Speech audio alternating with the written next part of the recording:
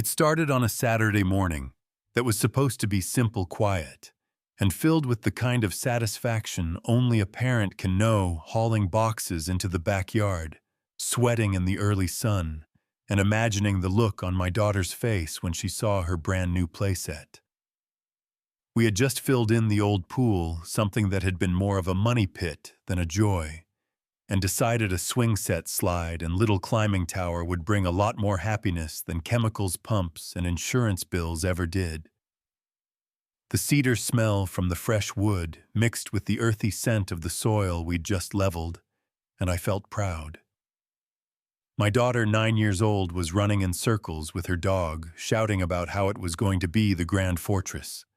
My wife brought out lemonade and joked that the pool had cost us our sanity, so maybe this playset would give it back. That's when the voice cut through the morning like nails on glass. "Excuse me, what exactly do you think you're doing back here?" It was our neighbor Miranda. 40-something, sharp haircut, sharper tongue, and the kind of person who never walked across the street without a clipboard in her hand. She was standing with her phone out like she was already dialing 911. "We're building a playset," I said, wiping my hands on my jeans. "You can't." She shot back, her lip curling. "It violates community guidelines. Structures over 6 feet must be approved, and that monstrosity." She gestured at the still unassembled wood, "will never pass. You're lowering the property value of all of us." My daughter froze behind me. My wife stepped forward, calm but firm. "We have the permits from the city. Everything's within code. It's safe." Miranda smirked. "Permits don't matter here. This is HOA property. You'll be fined $200 a day, and if you ignore it, well, foreclosure is always an option." She actually said it like she was delivering a weather report. I thought she was bluffing, until 20 minutes later 2 police cars rolled up. She'd really called 911 on a family putting together a swing set. The officers split. One younger looked embarrassed to even be there. The other, older, carried himself like this was the 10th ridiculous call of the week. "Sir, ma'am," he said, "neighbor here claims you're doing unpermitted construction." I handed him the stamped city documents, the contractor's approval, everything. He looked it over, nodded, and turned to Miranda. "They're good. This is legal." She sputtered, trying to argue, but the older officer cut her off. "Ma'am, 911 is not your personal HOA enforcement. You call again for this nonsense, you'll be cited for misuse." He walked back to his car without another word. I thought that would be the end. I was wrong.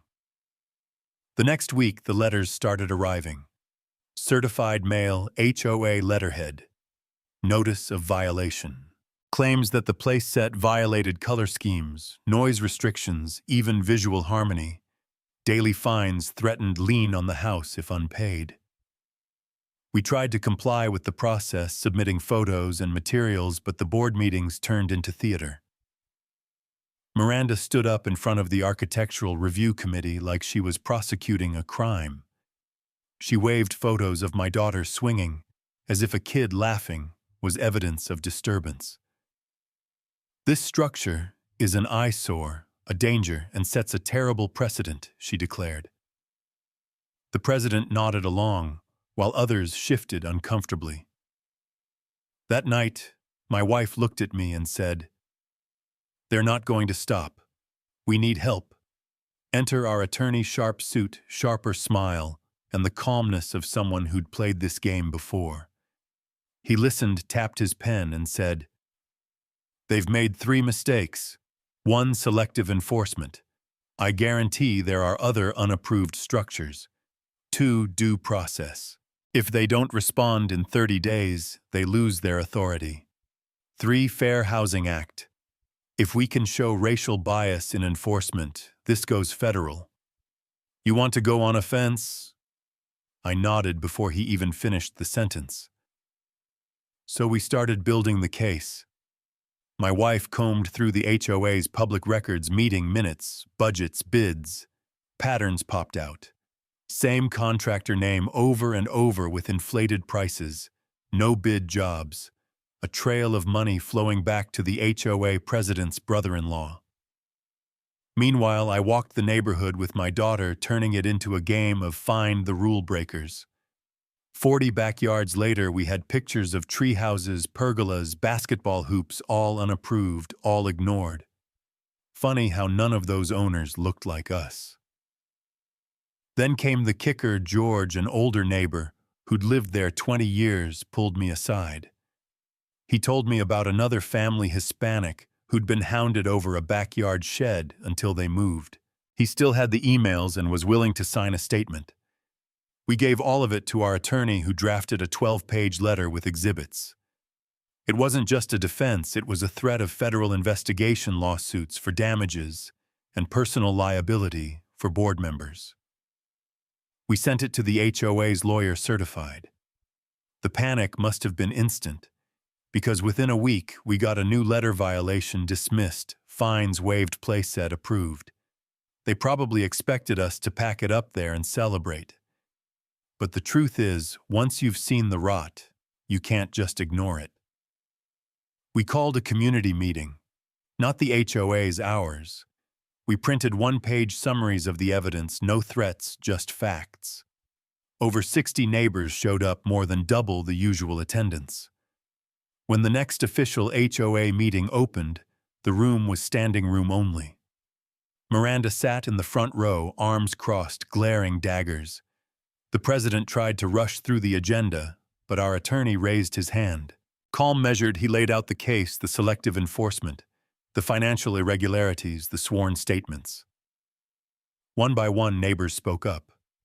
George told his story, another family added theirs, and the crowd murmured with every revelation. Then Miranda stood and shouted, "This is all lies. They're the problem, not us." But this time the room didn't nod. They turned on her. One man shouted, "What about my unapproved gazebo? You never find me." Another woman held up her phone with photos of the president's unpermitted patio cover. The meeting unraveled. Someone called for a no-confidence vote. The president resigned before it even hit the ballot. Miranda stormed out, red-faced, and within 2 months, her house was listed for sale. The HOA, stripped of its old guard, voted for a full independent audit. George was nominated interim chair. My wife and I joined the bylaws committee to rewrite rules so they couldn't be used like weapons again. Transparency, timelines, checks on power. And one afternoon, as I pushed my daughter on that swing, laughter echoing across the yard, I realized we hadn't just fought for a playset, we'd fought for the right to live without fear in our own home. But here's the thing, HOAs don't vanish. They reinvent, sometimes worse, sometimes better. Our story ended in reform, but others aren't so lucky. So tell me, if it were your neighborhood, would you fight back? Or would you pack up and leave? Drop your thoughts down below, because this kind of fight isn't just about property lines. It's about what kind of community we want to live in. And if you've ever had your own battle with an HOA or a neighbor who thought they ran the street, I want to hear it. Share it, subscribe for more stories, and let's talk about where the line should really be drawn between rules and freedom.